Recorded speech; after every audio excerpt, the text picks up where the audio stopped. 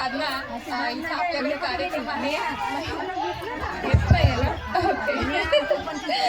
तर साधना तुला कार्यक्रमाला यायचं आहे. तर मला ऑलरेडी माहीतच आहे मॅडमचं कार्य कसं आहे ते. ॲक्च्युली मॅडमला मी खूप माझ्या लहानपणापासून पाहते.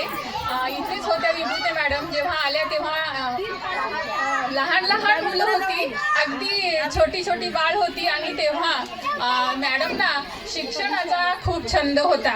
आणि मी लहान असताना त्यांच्याकडे येऊन बघायची. तर त्यांच्याकडे छोटे छोटे मुलं तेव्हाही असायची.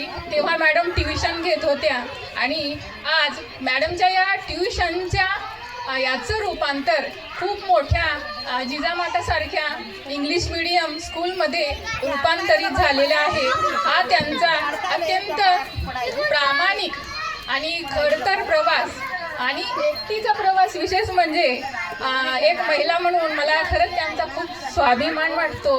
आणि ही जी त्यांची वाटचाल आहे जिजामाताची, ती अशीच पुढे जाऊ दे, अशीच प्रगती होऊ दे.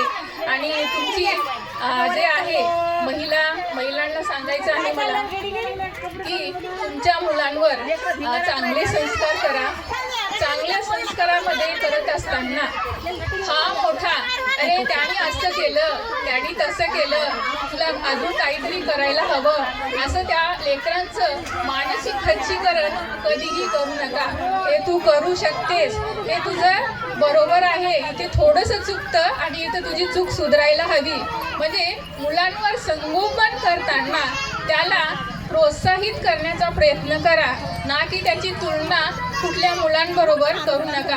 प्रत्येक मुलं हे काय असतात, युनिक असतात आणि प्रत्येकांमध्ये काही ना काही एक छान वैशिष्ट्य असतं. तर एवढे बोलून मॅडमचा जो हा प्रवास आहे जिजामाता स्कूलचा, तो असाच बहरत राहो. त्यांनाही शुभेच्छा. आणि एवढे बोलून मी माझे 2 शब्द संपवते.